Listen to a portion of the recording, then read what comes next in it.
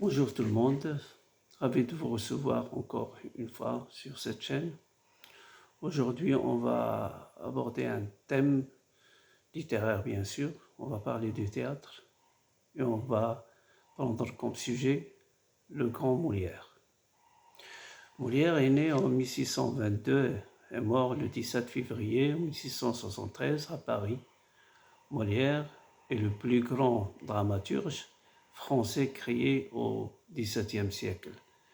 Ces comédies continuent d'être jouées à travers le monde et d'être adaptées au cinéma et à la télévision. Parmi les plus connues de ces pièces figurent le Tartuffe, le Malade imaginaire, les Fourberies de Scapin ou encore l'Avare. Artiste favori du roi Louis XIV, il reste une référence incontournable du théâtre français. Donc, c'est un acteur et dramaturge de talent. Molière, né au début de l'an, comme on a dit, 1622, à Paris, sous le nom de Jean-Baptiste Poquelin. Issu d'une famille de marchands parisiens, il grandit dans le quartier des Halles. Après ses études, Jean-Baptiste se tourne vers la comédie, fonde la troupe de l'Illustre de théâtre avec une dizaine d'autres comédiens et joue sur les scènes de la capitale. Malgré un succès à ses débuts, la troupe commence malheureusement à accumuler les dettes jusqu'à ce que Jean-Baptiste se retrouve emprisonné au Châtelet. Libéré par son père, bien sûr, il quitte Paris et part avec sa troupe se produire en province. Ayant pris le nom de scène Molière en 1944, Jean-Baptiste obtient les faveurs de certains membres de la noblesse et sa troupe se retrouve sous la protection du prince de Conti. Le comédien se met alors à écrire des farces ainsi que sa première grande comédie, L'étourdi ou les contretemps. En 1655, bien sûr. La troupe de l'Illustre Théâtre se fait alors connaître à travers tout le monde, ou tout le royaume, et décide de revenir à Paris en 1658, où elle devient la troupe de Monsieur. La même année, elle joue pour la première fois devant le roi Louis XIV et Molière devient rapidement l'acteur favori du monarque. Après avoir pris la direction de la troupe en 1659, Molière écrit sa première pièce à succès, Les Précieuses ridicules. Longuement est telle qu'il se voit obligé de publier son œuvre pour éviter qu'un autre auteur lui vole l'idée, continuant d'enchaîner les succès. Molière épouse en 1662 Armande Béchard, de 20 ans, sa cadette. Elle aura avec elle 4 enfants, dont 3 meurent quelques mois après leur naissance. Seule sa fille, Esprit Madeleine, atteindra l'âge adulte. Malgré les polémiques que suscitent certaines pièces, Molière poursuit sa carrière fructueuse et s'enrichit grâce à ses succès et à ses publications. En 1673, alors que l'épuisement le guette, il insiste pour jouer dans la 4e représentation de sa dernière comédie, le malade imaginaire.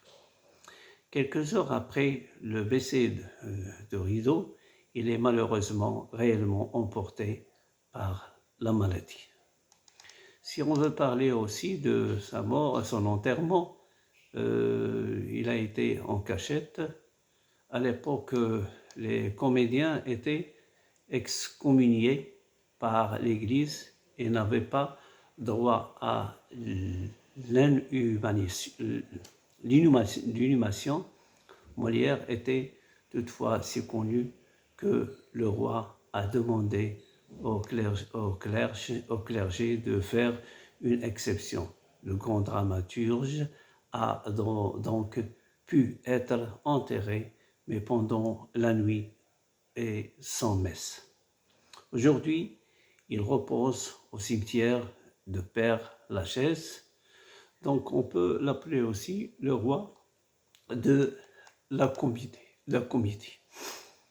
S'il s'est essayé en vain à la tragédie, notamment avec Séché, 1671, Molière a connu la gloire grâce à la comédie.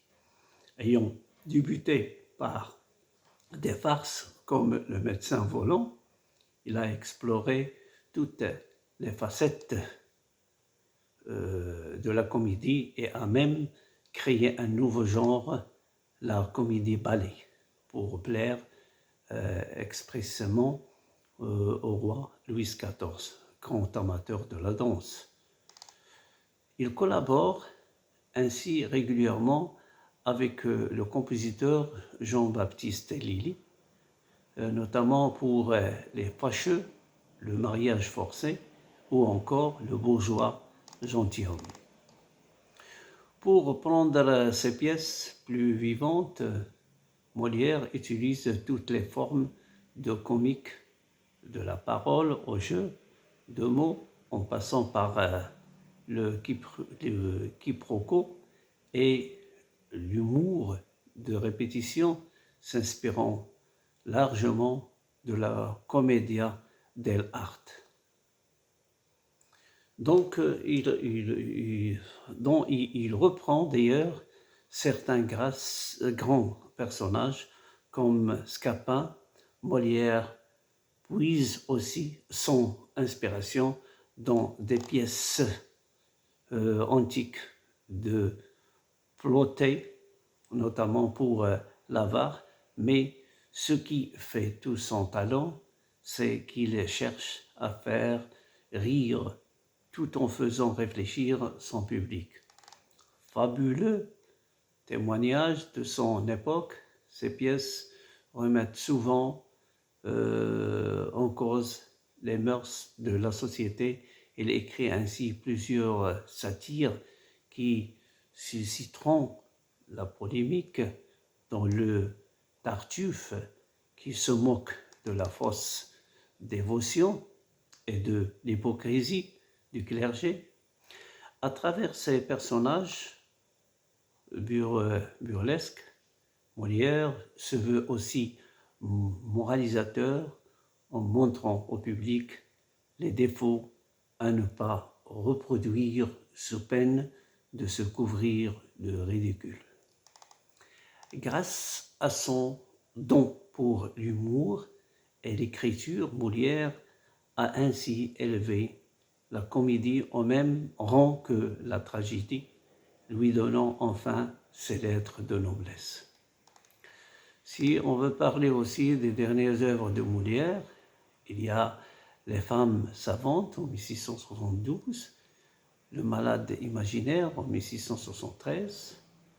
Donc c'est un acteur éternel, on peut le dire.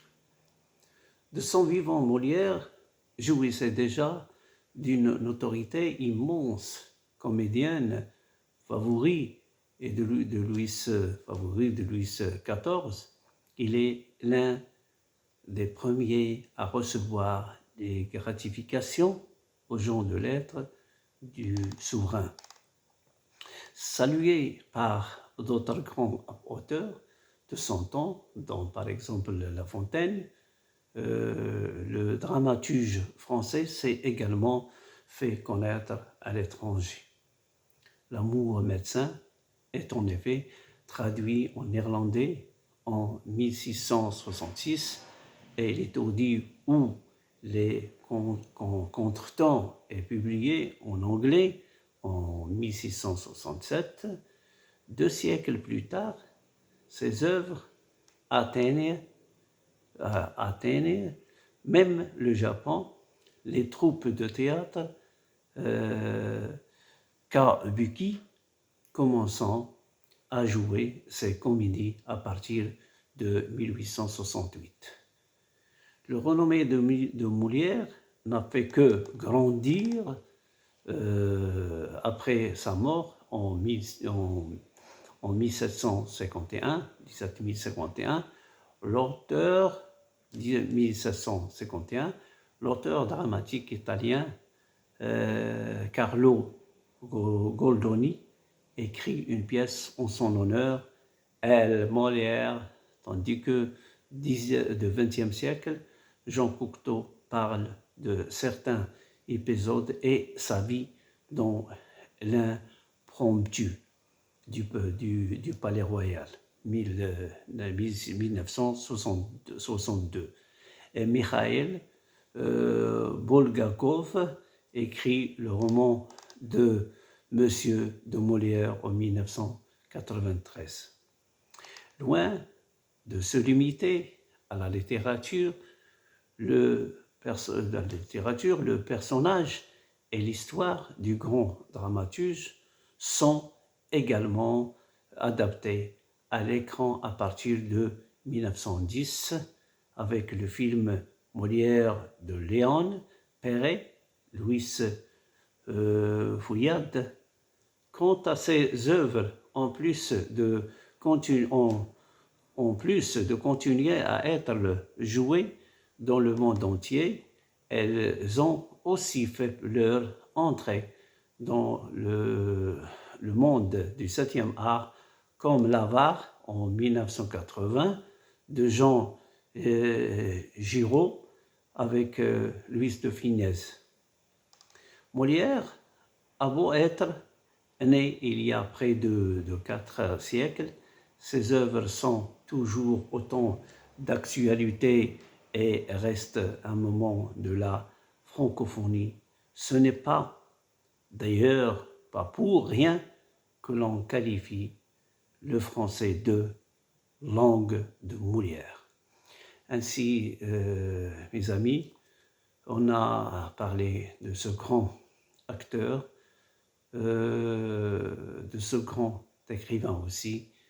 Donc, espérons que cette rencontre-là sur notre chaîne aura encore donné un peu de notion sur cet homme, ce grand acteur, et on va toujours laisser la porte ouverte pour la discussion et pour les observations, espérant que notre bagage sera un peu élargi et on va en profiter pour qu'on puisse connaître plus de choses. Merci et à la prochaine.